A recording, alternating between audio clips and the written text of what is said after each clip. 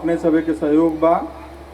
हमरा आशा बा कि जेंगा ये चौथा कार्यक्रम हो 5 साल में हमने यहाँ तक पहुँचल बानी छ। आवे वाला समय में बहुत जल्दी भोजपुरी के जौन भी साफ सुथरा छवि बा वो और समृद्ध होके और सशक्त होके हमने के सोझा आई, ये में कोनो दुमत नहीं। जय भोजपुरी जो भोजपुरिया के संगठन तो हम ना कहे वैसे कि ये में परिवार से भी ज़्यादा अपनापन झलकेला।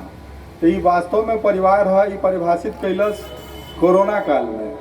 हमरा लागल कि कोरोना काल में हमने से जुड़ल या देखत अपने परिवार के ना और ही भोजपुरिया के भी वो अस्वस्थ हो गई या कहीं फंस गई, कोनो भी ओकरा समस्या आई तो जय भोजपुरी जय भोजपुरिया खासकर अध्यक्ष जी भैया उपाध्यक्ष जी इस सब बहुत आगे बढ़ने तन मन धन से माने 1,50,000 तक के भी मदद एगो व्यक्ति तक पहुँचावल गई। नाम लेवल उचित ना समझे तो वो समय में परिवार के परिभाषा और सुदृढ़ ढंग से परिभाषित भइल। ये चीज़ के गर्व बा हमरा कि जय भोजपुरिया जौन बा अपना उद्देश्य के पूर्ति में बहुत अच्छा निरंतरता से एकदम आगे बढ़ रहा है। अपन जौन हमनी के धरोहर बानी भोजपुरिया माटी के खासकर ए इलाका के अंजन बाबा यहाँ का गोलोकवासी हो गई बनी, यहाँ के परंपरा के आगे बढ़ावे खातिर यहाँ तक हमने पहुँची। ये हमने का अंदर लोभ होके लालसा होके एक खातिर अंजन सम्मान के ये परिवार शुरुआत की अनवरत चलेला। ए साल के अंजन सम्मान आज के अंतर्राष्ट्रीय कवि आदरणीय अनिल कुमार चौबे जी के दियाई जो अपने ही सभी के बीच के बानी भोजपुरी के खासकर ये इलाका के बहुत दूर दूर तक फैलाई ले। भोजपुरी के एगो उभरत कलाकार रही तिस्ता हमारा छपरा के, वो बेचारी बहुत अल्प समय में अच्छा कैली भोजपुरी खातिर स्वर्गवासी हो गई, समय से पहले चल गई। उनके सम्मान में भी तिस्ता सम्मान के शुरुआत कैल सी परिवार। मैंने कहे का मतलब ई बा कि हमनी पुरखा के भी याद रखले बानी धोवतनी आ नौजवान भी जरा लालसा बा भोजपुरी खातिर कुछ करे के ओके भी हमनी याद रखले बानी स। ओकरा सम्मान में भी तिस्ता सम्मान के शुरुआत भइल अनवरत चल रहा बा। आज के जौन सम्मान बाबू रुद्रांश बाबू के दिया जहाँ का कम समय में भी तबला बहुत अच्छा बजाइले राष्ट्रीय स्तर के ख्याति प्राप्त कैले बानी।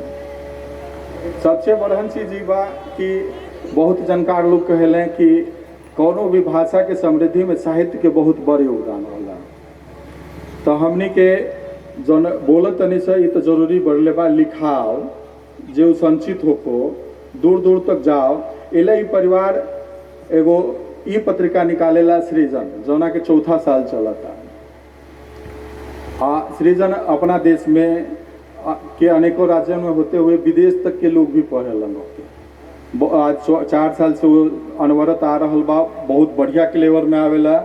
अभी विश्वजीत बाबू बैठल बानी मंच पर आई रहनी है दीपज्वलन के समय में, वहाँ के नया रूप देनी नया स्वरूप देनी और ही आईना की तरह झलकेला बिना चश्मा के भी पढ़े लायक हो गई। बस सृजन अपने सब से निवेदन रही कि सृजन पढ़ी, जौना भाषा के साहित्य पढ़ल जाए लिखल जाए वो भाषा निश्चित रूप से समृद्ध होला, ओकर भविष्य बहुत उज्जवल रहेला। ये अपने सब से निवेदन रहे।